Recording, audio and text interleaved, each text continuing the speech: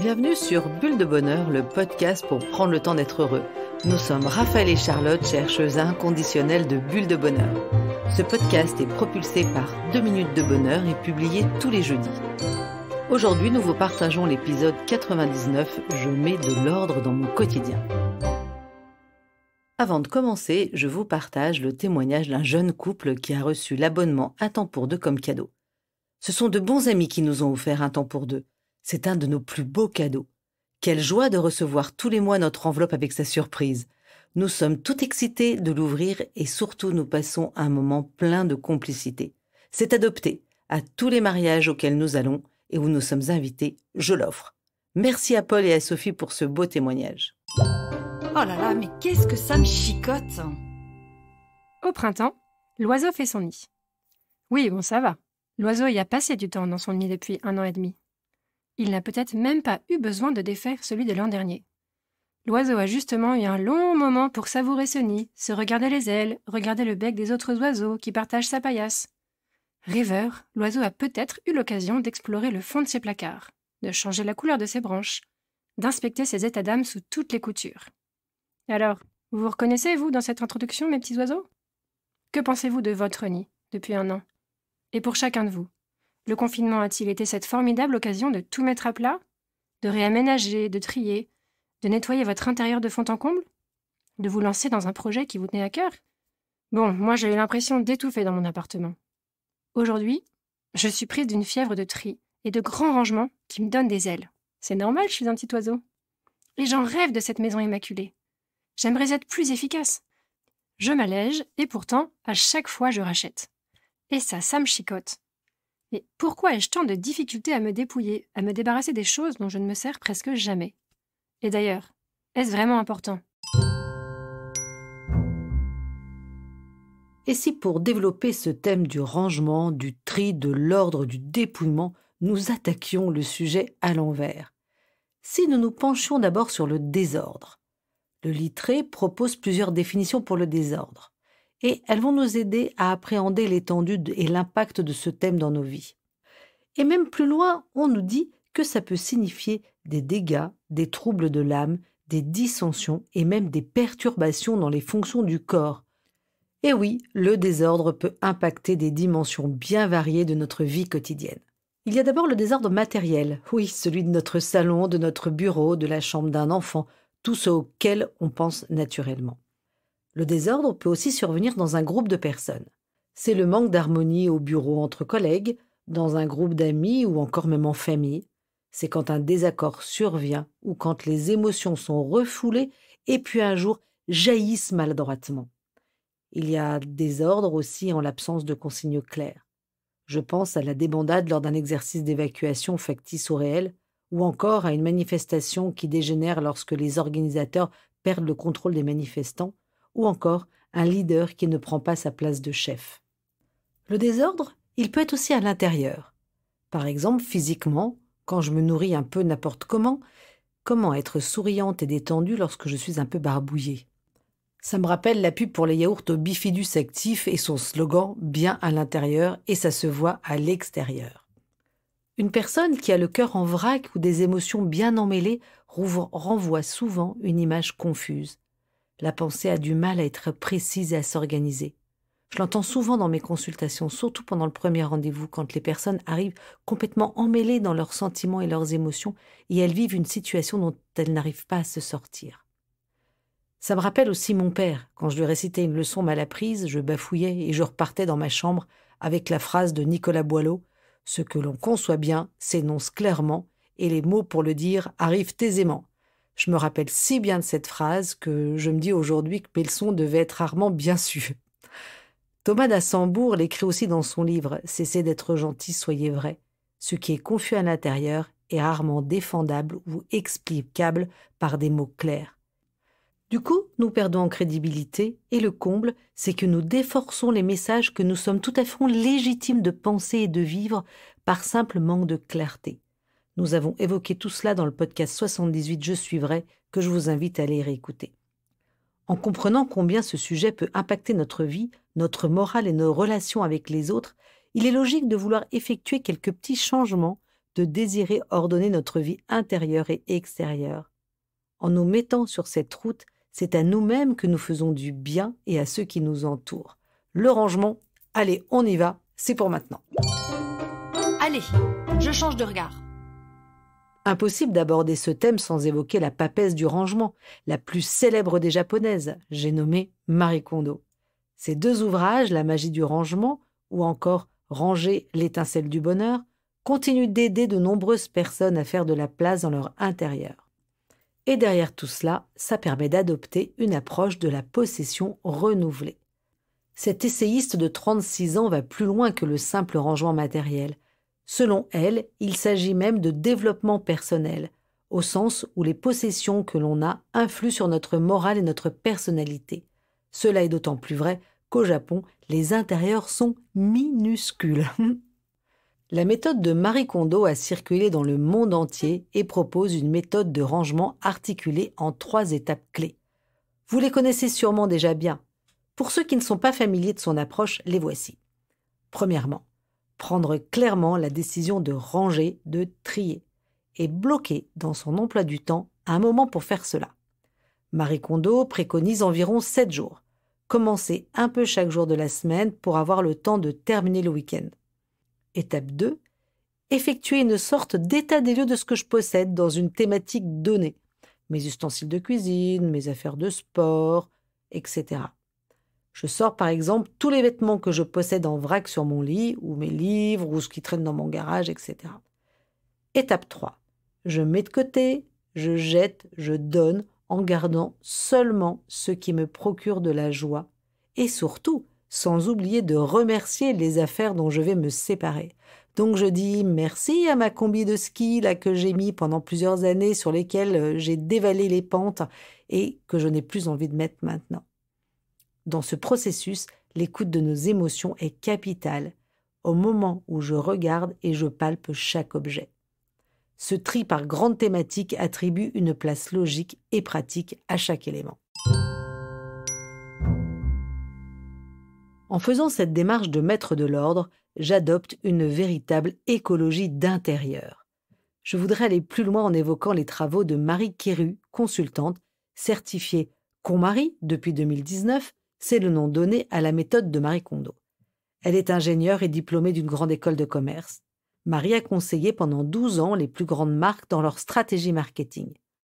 Cette expérience a forgé en elle la conviction selon laquelle un modèle alternatif à la surabondance et à la surconsommation était possible. Fin 2019, elle fonde L'Arrangeuse, une société de conseil qui accompagne les particuliers, les entreprises et les marques dans l'organisation de leurs espaces.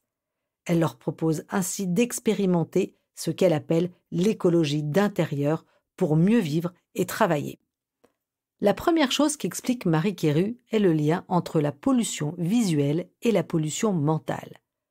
Quand j'ai l'impression d'étouffer en ouvrant ma penderie, quand je regarde le plan de travail de ma cuisine, mon bureau, la chambre de mes enfants et que je soupire, en fait, ce sont de multiples injonctions silencieuses qui remontent à la surface comme des petites bulles. Mais ça, c'est pas des petites bulles de bonheur, par contre. Ce sont des petites bulles qui nous disent « il faut, j'ai oublié de, et tiens, encore ça à faire ». Et chacune de ces petites injonctions viennent chatouiller notre palais et inconsciemment nous ralentissent dans l'activité que nous sommes en train de faire à l'instant T. Ce sont des véritables PAM. Je vous laisse réécouter le podcast 97 sur Je me concentre où on explique ce que sont que les PAM. Et oui, en fait, toutes ces petites choses qui traînent sont comme des petites pollutions visuelles qui deviennent après des pollutions mentales. Et en fait, cette évidence a été un vrai déclic pour Marie Kéru. Elle a décidé de ranger, de faire de la place, de trier, parce qu'elle a compris qu'à chaque fois que ses yeux se posaient sur un livre traînant sur une table de nuit, un dossier à traiter ou un bouton à recoudre, il y a une petite voix qui dit « Tiens, ce livre, tu ne l'as pas encore lu. Tiens, ce dossier, il est bon de le terminer. Oh, ce bouton, toujours à recoudre. » En bonne scientifique, l'approche de Marie Kéru est intéressante puisqu'elle se fonde sur un socle de neurosciences solides. Et que nous disent les neurosciences ? Eh bien, qu'au moment de trier, lorsque notre cœur nous dit « inutile, pas essentiel », le cerveau, une fraction de seconde plus tard, active un message inquiet. Notre cerveau archaïque fait ressurgir en nous cette peur de manquer. Et nous revoilà comme l'homme préhistorique, comme celui qui a la charge de sa tribu et qui reste en permanence sur ses gardes. C'est celui qui a peur de manquer. Et oui, c'est lui le coupable qui se réveille au moment de faire le tri. C'est cette petite voix prudente ou paniquée qui surgit juste après le choix que je fais de me lester et qui me fait garder et accumuler. Et pourtant, rationnellement, je sais que je suis capable de m'en passer. Marie Quérue explique avec humour qu'une consultation en visio suffit à accompagner ses clients. En effet, plus que l'objet à trier, Marie Quérue a besoin de voir l'expression qui se forme sur le visage des gens qu'elle accompagne, au moment précis où ils saisissent un objet. Son expérience lui a appris à lire sur les visages l'émotion spontanée qui surgit lorsqu'elle considère un objet. Et rien que ça en apprend beaucoup. Se débarrasser, oui, mais au fond, pourquoi ? Pourquoi céderais-je à cette mode de mettre de l'ordre, de me débarrasser si je la trouve difficile et si je me sens pas spécialement polluée ? Rappelons-le, il s'agit de questionner l'usage de ce que je possède plutôt que de chercher à devenir totalement ascétique. Se débarrasser des choses que nous aimons mais que nous n'utilisons jamais ou très peu est rendu bien difficile si nous n'y trouvons pas un sens plus profond. Lorsqu'on aborde le dépouillement matériel, Pierre-Yves Gomez, économiste, professeur de stratégie et spécialiste du bien commun, explique qu'il ne s'agit pas de choisir la pauvreté, mais de savourer ce que nous avons et de nous interroger sur les biens que nous possédons. En guise d'outil, posons-nous la question. Lesquels de mes objets apportent de la joie et lesquels sont fertiles ? Et au contraire, lesquels ne servent pas le bien commun, c'est-à-dire mon bonheur et celui des autres, du coup lesquels sont futiles ? De son côté, Marie Quérue, la fondatrice de l'Arrangeuse, précise que chacun a son propre essentiel dont il peut difficilement se passer. Nous sommes humains et nous éprouvons de la joie à nous adonner à certaines activités. Alors, l'essentiel, pour certains, peut être par exemple une collection d'instruments et de partitions.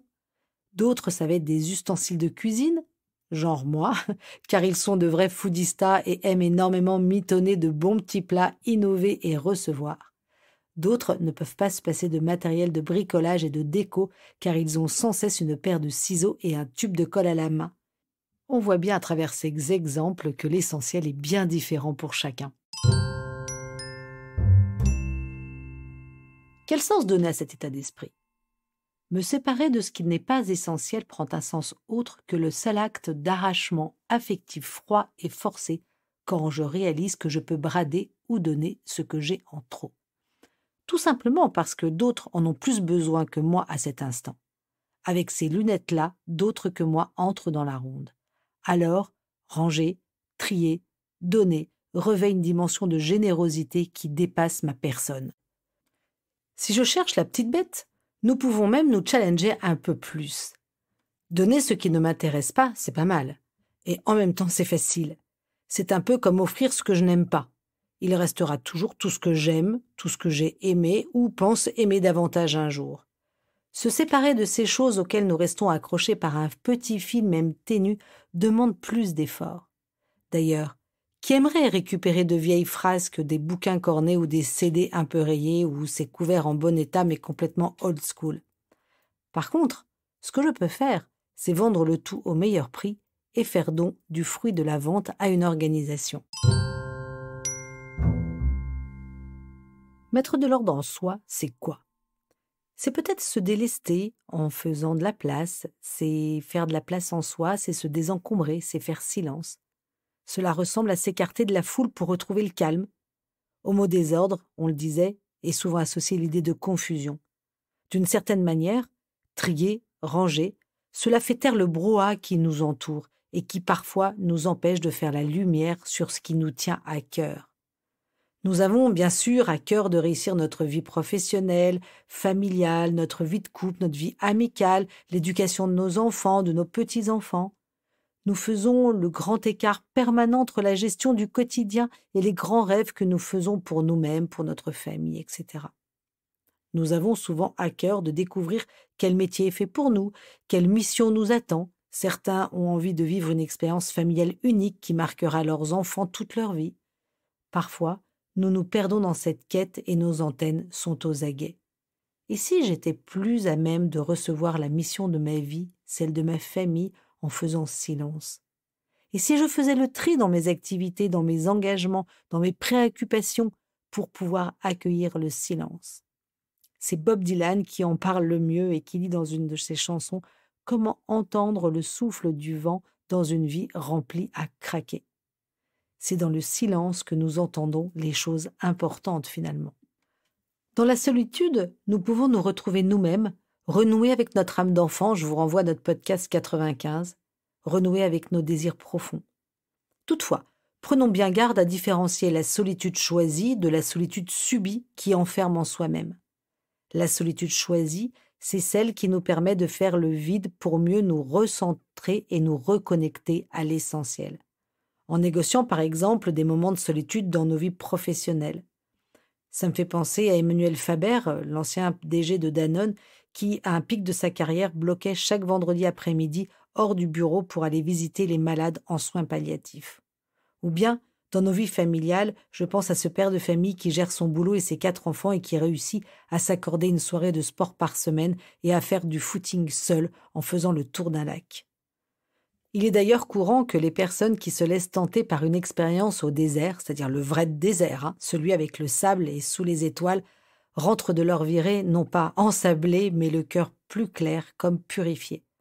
Souvent, pour beaucoup d'entre eux, ça a été une expérience décapante. Il leur a fallu remonter à la surface tout leur bazar intérieur pour y voir plus clair.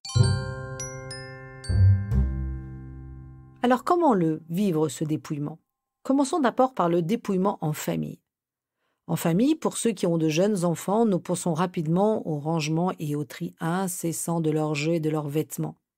Et pourtant, les enfants ont besoin souvent de moins de jouets que nous le pensons. D'après l'approche de Maria Montessori, ce médecin des quartiers pauvres de Rome, on en parle d'ailleurs assez souvent, l'esprit de l'enfant a besoin d'absorber une compétence à la fois jusqu'à épuiser son intérêt. De nombreux parents ont transposé cette idée aux jouets de leurs enfants, leur en laissant quelques-uns à disposition, et conservent les autres dans un placard. Au bout de quelques semaines, ils interchangent. Ceux qui étaient dans la chambre vont dans le placard et ceux qui étaient dans le placard reviennent dans la chambre. C'est amusant de voir comment un enfant peut démontrer un intérêt tout neuf pour son circuit de train sortant du placard, alors qu'avant de mettre en place ce système, il y jouait à peine. Normal, il était rangé parmi 10 caisses de jouets. Le bénéfice est double. Pour nous les parents, les chambres de nos enfants sont visuellement plus épurées, les enfants passent moins de temps à ranger, leur environnement est plus apaisant, ils savourent davantage leurs affaires et surtout, ils ont davantage de place pour jouer. Il y a aussi le dépouillement dans nos cercles d'amis. Dans ce domaine, j'ai en tête la blague d'un humoriste qui se moquait de la méthode Marie Kondo en disant qu'il s'était tellement débarrassé de ses amis qu'il se sentait désormais seul comme un poisson rouge dans son bocal. Dans nos cercles d'amis ou de relations, il s'agit plutôt de revenir à l'essentiel, au vrai, aux relations de qualité comme nous aimons le dire, nous, à 2 minutes de bonheur.